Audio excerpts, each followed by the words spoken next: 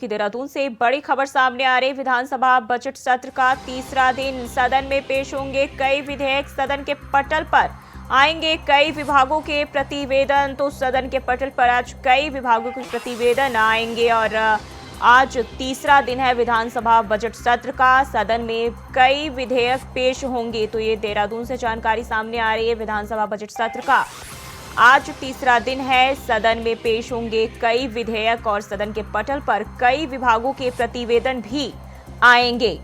तो देहरादून से जानकारी सामने आ रही है। विधानसभा बजट सत्र का तीसरा दिन है और सदन में कई विधेयक पेश किए जाएंगे। इसके अलावा जो है सदन के पटल पर कई विभागों के प्रतिवेदन भी आएंगे। देहरादून से जानकारी आपके साथ साझा कर रहे हैं। सदन में पेश होंगे कई विधेयक और विधानसभा बजट सत्र का तीसरा दिन है।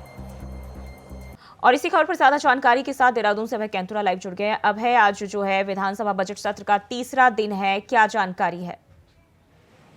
बिल्कुल, आज विधानसभा उत्तराखंड विधानसभा के बजट सत्र का तीसरा दिन है और आज सदन के पटल पर जैसे ही सदन की कार्रवाई शुरू हुई, विपक्ष के सदस्यों की तरफ से नियम 310 के तहत कार्य स्थगन का प्रस्ताव यहां पर लाया गया। भ्रष्टाचार के विषय पर उनसे चर्चा की मांग यहां पर की गई, जिसे पीठ की तरफ से नियम 58 के तहत सुनने की बात स्वीकार यहां पर किया गया। ये कहा जा सकता है कि विपक्षी सदस्यों ने कहा कि जिस प्रकार से भ्रष्टाचार इस समय व्याप्त है विभिन्न परियोजनाओं में, जिस प्रकार से भ्रष्टाचार हो रहा है, ऐसे में ये जरूरी है कि इस विषय को गंभीरता के साथ सदन में उठाया जाए, उस पर चर्चा कराई जाए, ताकि सरकार की तरफ से एक समाधान इसका निकाला जा सके। और यही वजह रही कि पीठ की तरफ से विपक्ष की इस मांग को नियम 58 में स्वीकार करने का काम यहाँ पर किया गया। इसके अलावा आज सदन के पटल पर तीसरे दिन, बजट सत्र के तीसरे दिन, कई विधेयकों को पुनर्स्थापित करने का काम यहाँ पर किया जाएगा।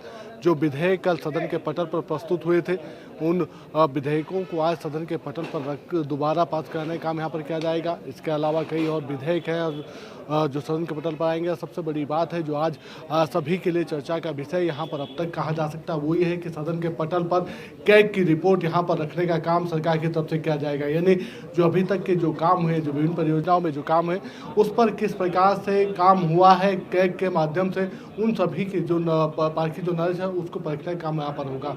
तो कैग की रिपोर्ट का सभी इंतजार करें। आर्थिक सर्वेक्षण की रिपोर्ट भी आज सदन के पटल पर यहाँ पर रखी जाएगी। यानी 2022-23 का जो आर्थिक सर्वेक्षण है उसकी रिपोर्ट आज सदन के पटल पर आएगी। यानी राज्य में किस प्रकार से हर सामाजिक क्षेत्र में काम यहाँ पर हुआ है, वर्गों के हिसाब से किस प्रकार से काम हुआ, उन सभी की रिपोर्ट सदन के पटल पर होगी। तो वो सभी के लिए कह सकते हैं कि एक चर्चा विषय और सभी लोग उसका इंतजार यहाँ पर कर रहे हैं।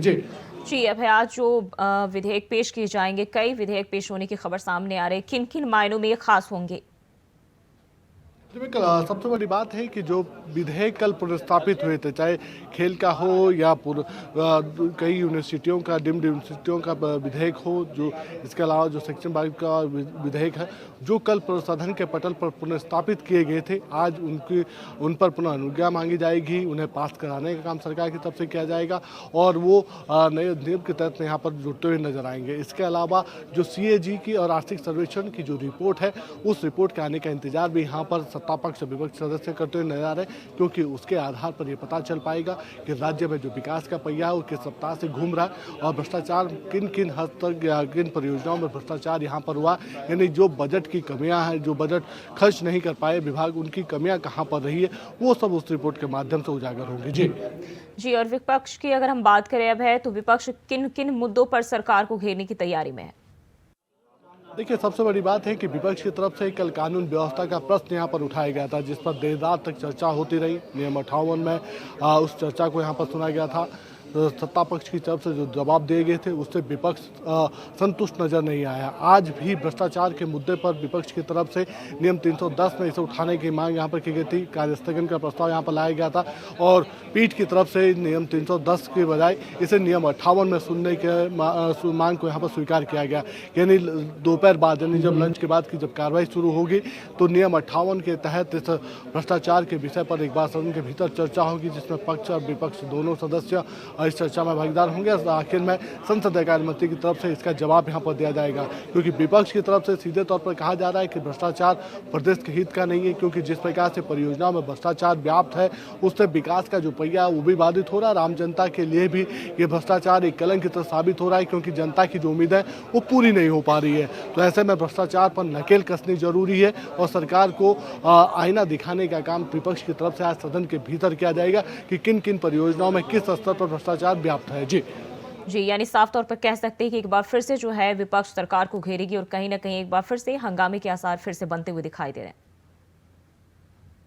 बिल्कुल, ये कह सकते हैं कि अभी तक का जो सत्र की जो कार्रवाई अभी तक की रही है, उन सत्र की कार्रवाई में विपक्ष के जो आक्रामक तेवर है वो यहाँ पर देखने को मिले हैं।